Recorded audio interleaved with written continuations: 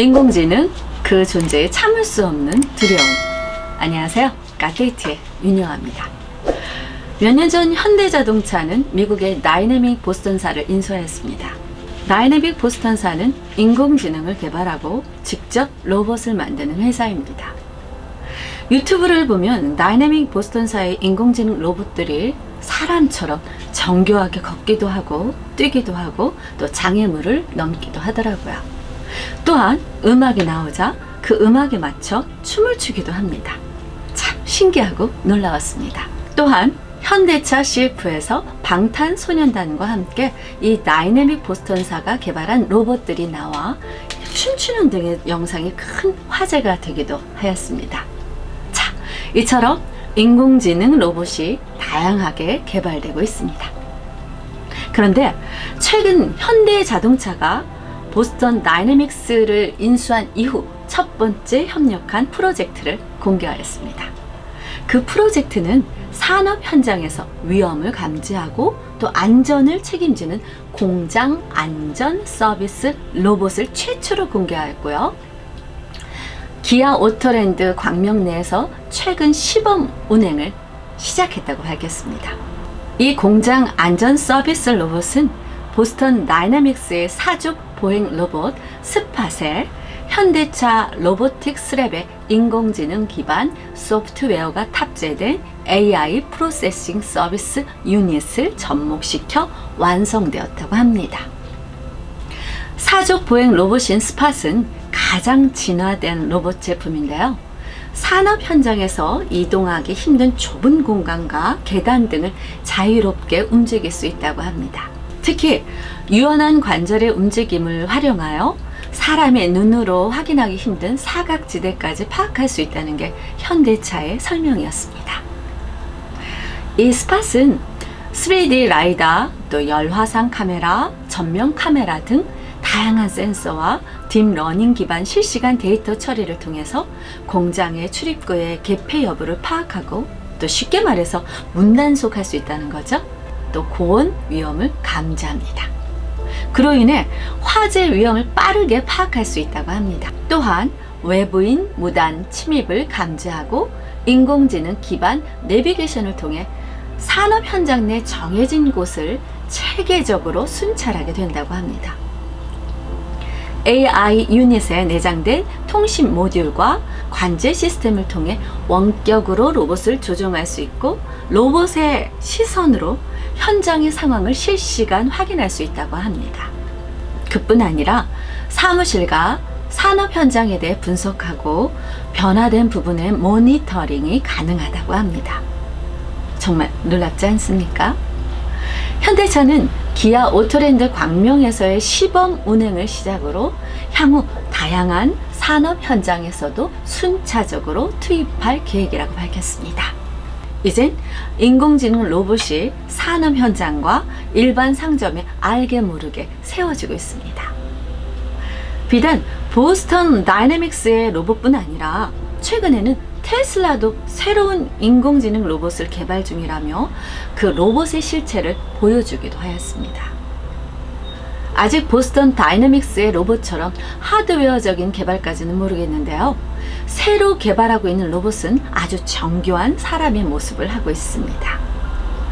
이런 뉴스를 접할 때 우리는 정말 놀라운 세상에 살고 있음을 실감하게 됩니다.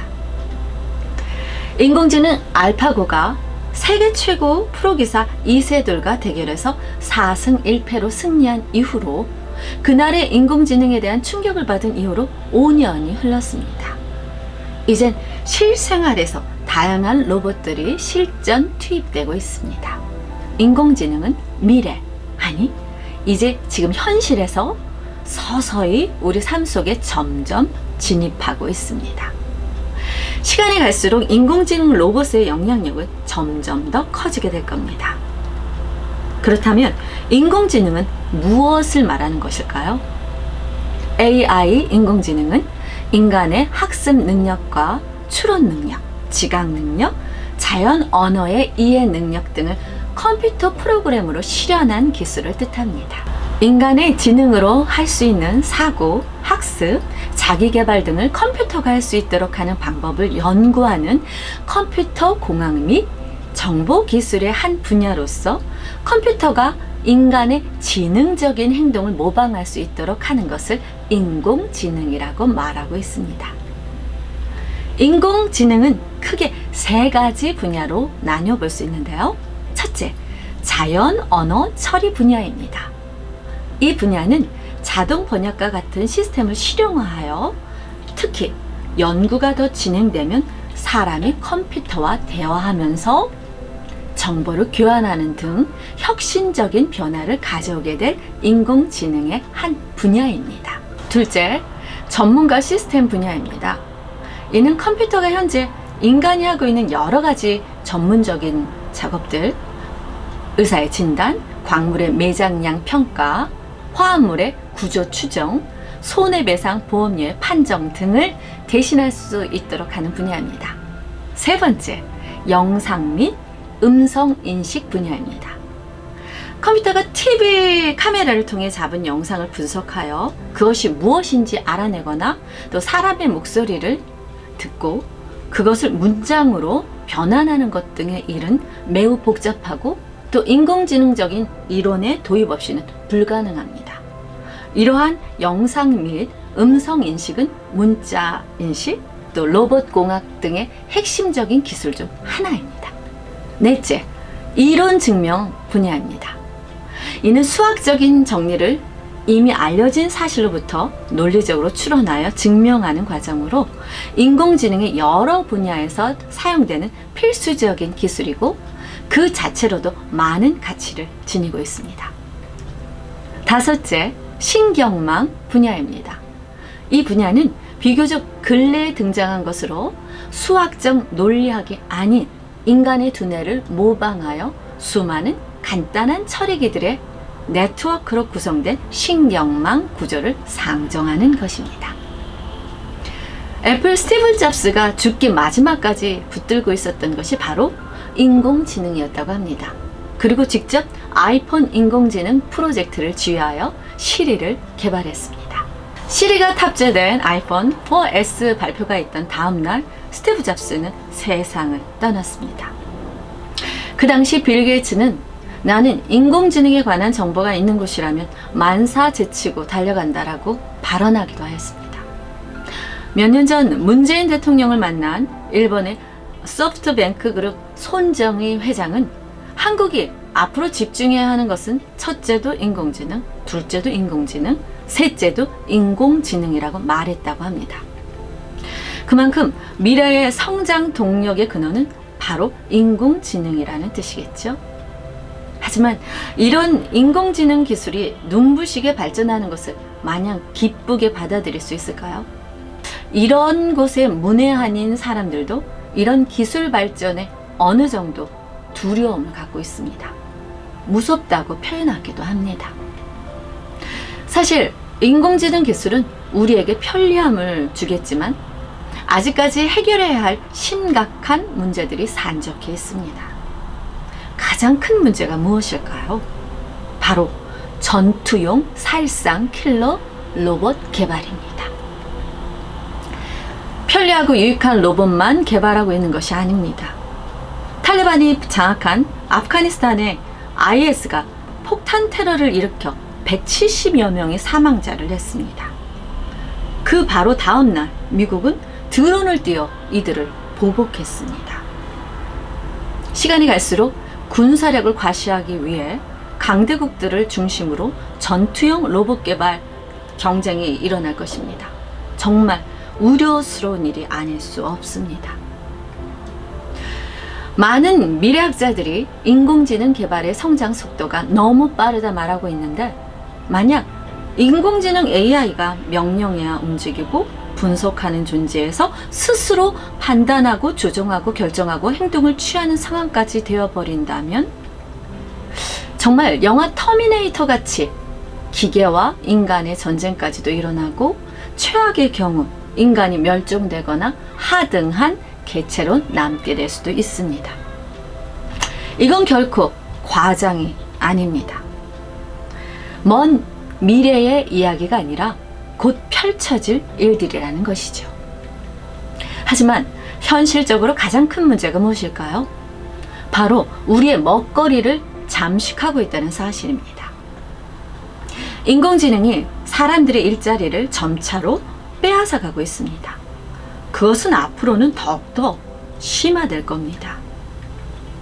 얼마 전 지인들과 식사하러 부평의 모 식당에 갔었습니다. 그런데 그곳에 로봇이 서빙을 보고 있는 것을 보게 되었습니다. 로봇은 손님이 오면 기본으로 가져가는 물병과 물잔, 물티슈 등을 가지고 나르더니 그 이후에 음식까지 날라 손님 테이블에 도착하였습니다. 서빙 직원이 감당해야 할 일을 대신 로봇이 하고 있는 것이죠. 그 큰 식당에 최소 서너 명의 서빙 볼 사람들이 필요했을 겁니다. 하지만 로봇이 그 일을 대처하여 근무하기에 더 이상 서빙 볼 사람이 필요치 않게 된 겁니다. 이처럼 우리는 인공지능 로봇과 함께하는 시대가 되어가고 있습니다. 그런데 이런 기술 발달로 인해 인간은 더욱더 인공지능에 의존하게 되고 점차로 인공지능에 종속되어 가게 될 것이라 우려하고 있습니다. 스마트폰도 핸드폰도 없던 시절을 생각해 보시기 바랍니다. 그 시절 우리는 친구들의 전화번호를 적어도 10개 이상은 기억하고 다녔습니다. 그런데 핸드폰이 나오고 상대방 번호가 화면에 뜨기 시작하면서부터 우리는 전화번호를 거의 기억하지 않게 되었습니다. 지금 여러분은 몇 개의 전화번호를 기억하고 계십니까? 많아야 두세 개 정도 아닐까요? 자동차 운전할 때도 예전엔 그저 표지판을 보고 전국 어디나 찾아다녔습니다. 가다가 모르면 전화로 위치를 물어보고 다시 이동하곤 했습니다. 그런데 지금은 내비게이션이 실시간 교통량도 체크하면서 좀 더 빠른 길로 안내하고 있습니다. 이젠 아예 주변 환경을 잘 보지 않고 운전하게 되었고 거리의 표지판보다 내비게이션만 있으면 어디든 빠르고 정확하게 갈 수 있게 되었습니다. 문제는 무엇입니까? 우리 기억력은 이런 디지털 기계들에 의해 자꾸 감소하고 있다는 점입니다. 이처럼 우리는 다양한 방면에서 디지털 기계들을 의존하고 있습니다. 많은 미래학자들은 인간이 이런 인공지능 디지털 기계 의존성을 버려야 살 길이라 말하기도 합니다. AT의 저자 이지성 씨는 인공지능에 대체되지 않으려면 앞으로 인공지능을 바라보는 시각부터 달라져야 한다고 말합니다. 이 시각은 인공지능을 바라볼 때 그것을 소비하는 소비자가 아닌 창조자 입장에서 AI를 대할 수 있어야 한다 주장합니다. 그리고 이제는 지식 위주의 교육은 의미 없음을 지적하고 있는데 이젠 knowing을 버리고 being과 doing을 하라 말합니다. 하버드 경영대학원에 최근 설립 100년 만에 처음으로 교육 개혁을 단행했는데 그 핵심이 바로 knowing 위주의 교육 방식에서 being, doing 위주로 바꾸라는 것을 거론합니다. 이젠 지식을 그저 전수하는 교육은 큰 의미가 없다는 말이겠죠.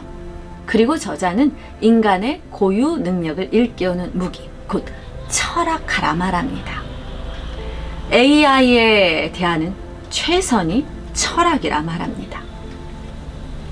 눈부신 이런 기술이 어디까지 어떻게 발전할지는 모르겠습니다. 분명한 것은 이제 기계가 우리 일상에 널리 퍼져 집안일을 거들고 또 공부나 학습을 돕고 힘들고 외로울 때 똑똑한 친구로 우리 곁에 서게 될 날이 곧 시작될 겁니다. 하지만 인공지능 기술은 창조가 아닌 개발이고 더 나은 진보를 이루었다 해도 그것은 창의성에 기반을 둔 새로운 창조가 아니라 인간들이 그동안 쌓아놓은 지식을 토대로 한 합리적 도출이고 진보의 표본일 뿐입니다. 좀 더 과하게 상상해 볼까요? 인공지능 개발로 인해 창조력과 종합적 판단력을 가진 자가 컨트롤할 수 있는 대단한 인공지능이 나와서 스스로 생각하고 스스로 판단하고 결정하고 이 세상의 설계자를 흉내내기 시작한다면, 그로 인해 자기를 개발한 인간에게 적대적으로 다가오기 시작한다면 결국 그 끝은 인류 공멸의 심판을 면치 못할 겁니다. 하나님의 심판은 로봇에게 임하지 않습니다. 바로 우리 인간에게 임합니다. 그 영역은 오직 하나님의 영역이고, 하나님은 기술적 진보를 그 영역까지 허락하시지 않으실 겁니다. 이런 기술력의 끝이 21세기 바벨탑이 되지 않을까 두려운 생각마저 듭니다. 지금 이 시대 무엇을 생각하고 무엇을 판단해야 할까요? 또한 우리는 어떤 마음을 가지고 미래를 대체하고 살아야 할까요? 달라지는 건 아무것도 없습니다. 주가 주신 믿음으로 오늘을 더 알차게 살고 행복한 내일을 기대하고 사는 것, 그것이면 충분합니다. 인공지능 로봇도 결국 인간이 만들어낸 하나의 제품에 불과하니까 그 정도 선까지만 이해하고 생각하면 되지 않을까요? 갓데이트의 윤영아였습니다.